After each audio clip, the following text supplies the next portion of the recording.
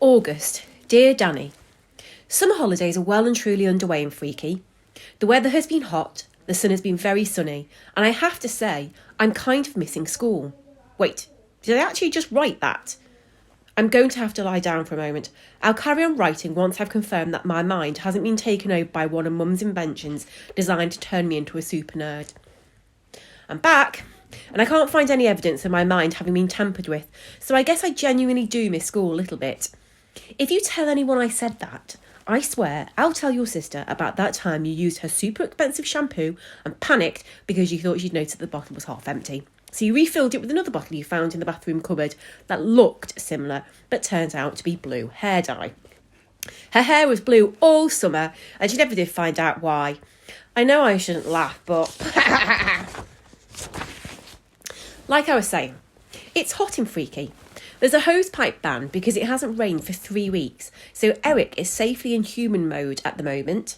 I haven't seen Molly much since school finished, but I think that's because she went on holiday to France with her mum and dad for a few weeks, rather than she turned invisible. She did get back a couple of days ago though, so I guess she could be standing right next to me reading over my shoulder right now, and I would never know. Or right next to you for that matter. Every night I see Charlie sneak out of his back door with a bag of sweet and salty hamster transforming popcorn in his hands, and Mr. Fluffles, the giant hamster, on lead. Yes, through our treehouse investigations, we've learnt that it's sweet and salty popcorn that makes Mr. Fluffles change from regular furball to hamster Hulk. Sweet or salty on their own just make him do eye-watering hamster bum trumps. They go for a walk down our street. I know this because Mr. Fluffles leaves a trail of, well, you know what, poop, and you do not want to step in that stuff. So my summer holiday has been pretty normal compared to all the stuff that's happened since moving to Freaky. I've had absolutely nothing to write to you about until yesterday. I was coming home from the shop. I went out to get an ice cream. Yes, it was Nutter Crunch, still my favourite, when I spotted Ronnie crouched behind Eric's wall with a bucket of water balloons. Now, this wasn't a surprise. Ronnie's been camped out like this most days since the start of the summer holidays, waiting for the perfect moment to lob a balloon at Eric and turn him into a shark. That's no surprise either. No matter how many times we see Eric transforming, it never gets boring. Plus, Ronnie loves a good prank. I mean, who doesn't? That gave me an idea. A bad idea. Well, a great idea. With Ronnie's attention focused on Eric's window, it'll be so easy to sneak up on him, slip a water balloon out of his bucket and splat it right on his head. Oh, that would be so satisfying. He would never see it coming. But you can't do that, Frankie, I thought to myself. Yes, you can, said another little voice in my head. You can't. Ronnie would bosh you on the nose. Yes, he's a tiny bit less of a pain in the bum than he used to be, but he's still Ronnie Nutbog, said the first voice, the sensible voice. But only if he caught you, the second voice had a good point. What if I did it and ran away super fast? You know that I'm a good runner, and don't even think about saying that you're faster, Danny. You beat me once, and I had a Veruca that slowed me down. Well, no prizes for guessing which voice I listened to. I am a member of the Danger Gang, after all. I gulped down the last of my Nutter Crunch, tippy-toed to the closest tree and peered round at my target, who was still hiding behind the wall looking at Eric's window. It was too easy. I crept over as quiet as Zack Danger on a super-secret spy mission and slipped a big water balloon out of the top of Ronnie's bucket. It felt heavy in my hands, and as it glistened in the sunshine, I thought I saw a mysterious green shimmer across its surface, like it was full of magic ready to burst. I took aim and launched it at the back of Ronnie's shaved head. Splat! Direct hit. The balloon burst and released what looked like an ocean of freezing water all over his head. Ha ha ha! In all the excitement, I nearly forgot to run away. I quickly turned and started to leg it as fast as I could back to my hiding place behind the nearest tree. My heart was pounding so hard I could see my t-shirt jumping up and down. When I peeked round the trunk, I saw Ronnie wiping the water from his face and looking around for whoever threw the balloon. After a few seconds, he shrugged, crouched down by his bucket and continued to wait for Eric. Ha, that got him, I thought to myself, and I was about to go home when something caught my eye. The front door of number 23 was opening just a creak. Katie peered through it, then shot out in a flash with a great big mischievous grin on her face. I stayed hidden and watched her sneak up behind Ronnie just as I had done. Slowly and quietly, she pinched a water balloon from his bucket, took aim and splashed it right over his head.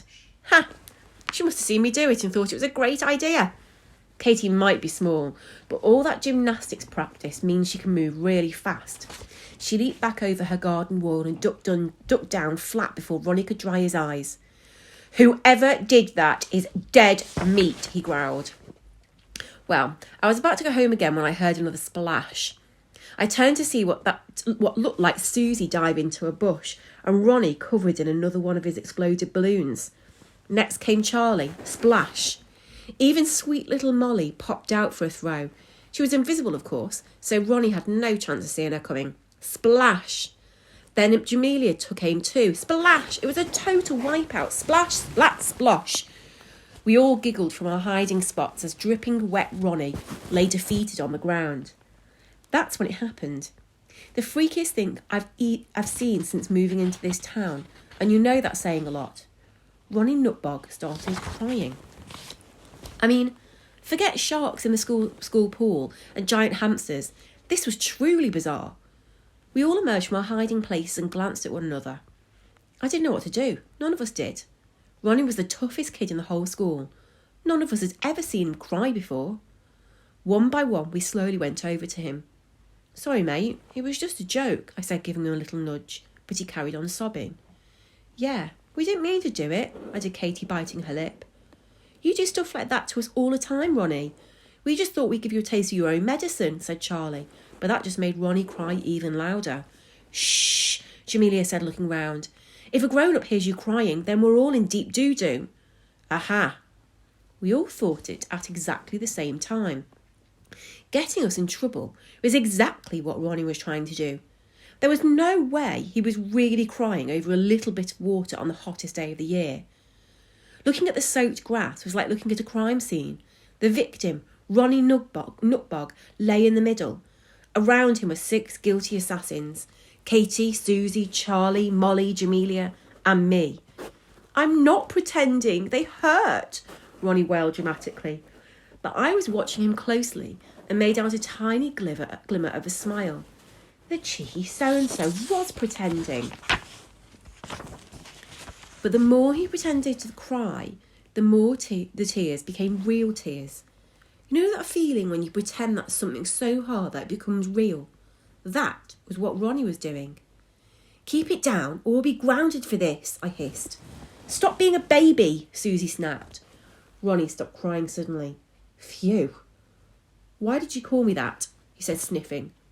"A baby," Susie huffed. "Because you are a great big baby." Ronnie just stared at her, and he didn't look too great. His freckly face had gone very pale, like he was going to be sick or something. "Ronnie, are you okay?" I asked. But instead of answering me with words, Ronnie looked me in the eyes and said, "Goo goo gaga," in the most convincing baby voice I'd ever heard. Then Katie let out a scream. We all gasped and took a hasty step back because what happened next was truly crazy. Ronnie was shrinking. And I don't mean like when we all shrank to the size of ants last month at Freaky Falls. Ronnie wasn't just getting smaller, he was getting younger too. Right in front of our eyes, Ronnie Nutbog went from kid to baby in about 10 seconds flat until all that was left of him was a wriggling little baby Ronnie in a pile of big Ronnie clothes. Naturally, we ran away screaming. Then baby Ronnie did what all babies do. He started to cry. This wasn't like big Ronnie pretend crying. This was ear-piercing baby crying. And that's something that grown-ups simply cannot ignore, no matter how much they wish they could. One by one, we all crept back and circled the screaming baby. "Charlie, pick it up," said Susie. "No way, you pick it up," he replied. "No chance. I've never held a baby before in my life," Susie snapped. "Neither have I," confessed Jamelia. "Me neither," added Katie and Molly. Then all their eyes turned to me. I was about to tell them that I hadn't held a baby before either, but they knew about Max. There was no chance of getting away with it. All right, I'll pick him up," I said as I bent down and carefully scooped up little baby Ronnie, being careful to support his head like Mum had drilled into me when Max was born, and wrapping him in his own T-shirt, which was now massive on him. "Now what?" I asked, looking down at the little human in my arms. Let's just take him to his house, ring the doorbell, leave him on the doorstep and pretend nothing happened, said Susie. We can't just leave him on the doorstep. His mum and dad will never believe it's him, I said. Let's take him to the police. They'll know what to do, said Charlie. Hang on a second. Eric turned into a shark, but he turned back into a boy again. Molly, you turned invisible and you reappeared eventually. Charlie, even Mr. Fluffle shrunk back to his usual size, and we all grew back to normal size on Flying Ant Day. Ronnie will change back too. We just have to give him time to grow up, I said.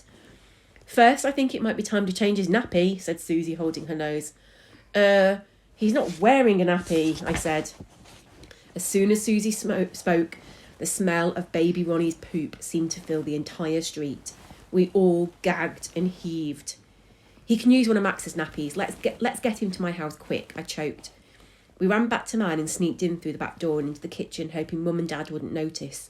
What have you got there, son? Dad said. Oh, we're just playing a game, Mr. Frankie's dad, Katie lied while we tried to keep baby Ronnie hidden. Yeah, we're playing, babies, added Charlie. Dad stared at us. He must have suspected something. That was it. We'd been caught. Off you trot then, but keep the noise down. Your brother's having his nap, he chimed with a wink, and we all rushed upstairs. He crept silently into Max's room, found his nappies and laid baby Ronnie on the changing mat. Go ahead, I whispered, handing the wipes to Susie. Me? Not a chance, she hissed, shoving the wipes back into my hands. You started this. You can finish it. I couldn't argue with that. I did throw the first balloon. OK, here goes nothing, I said before taking a deep breath and wiping Ronnie Nutbog's poopy bum. It was the grossest thing I've ever done. Thankfully, having a baby brother has given me some experience in the nappy changing department, and I managed to get it done with minimal mess, and also without throwing up everywhere. Jamelia looked like she was pretty close. I threw Ronnie's poop-covered t-shirt away, dressed him in some of Max's baby clothes, and we crept back downstairs. When we arrived in the kitchen, Ronnie started to cry again. Luckily, Dad had wandered off into the living room. Now what's wrong with him? Asked Charlie. I think he's hungry, I replied. Here, these are his favourites, said Susie, offering me a chocolate bar she stuffed in her pocket. He's a baby. He can't have that, I replied. It's Ronnie. He loves chocolate, Molly said. But there was no way I was going to feed a Choco Toffee chew bar to a toothless, nappy-wearing baby. Instead, I grabbed one of my brother's bottles, filled it with warm milk and started to feed baby Ronnie. Still playing babies? Chirped Dad, wandering back into the kitchen and still completely failing to notice that we had a real baby with us. Yeah, feeding time now, Molly said. Oh, yes, of course. Don't forget to burp him after, Dad said, playing along, and not realising he'd actually totally reminded me that we needed to do that. Nice one, Dad. We're going to take him for a walk, I said, and we all headed out the front door as Dad chuckled to himself. Sometimes it really does pay off having a completely clueless dad. We walked down the street towards the spot where Big Ronnie had become Baby Ronnie, and all gathered round to look at him. Oh, he's actually pretty cute now that he's not covered in you-know-what. Can I hold him? Asked Molly. Sure, you can burp him if you like, I said, and carefully handed him over. As baby Ronnie stared at us with his big blue eyes, we forgot for a moment that this was the kid that gave us mega wedgies every morning before assembly or dished out random dead arms on the way home. Even since we'd all become sort of friends with him, I had to agree with Molly that somehow this baby version of Ronnie was kind of cute. Burp! Baby Ronnie belched a deep, slightly green, gassy burp as Molly rubbed his back. Blimey, that was a good one, I said. Try again. Molly gave him a little pat on the back and burp! Another impressive deep burp was released, but something else had happened too.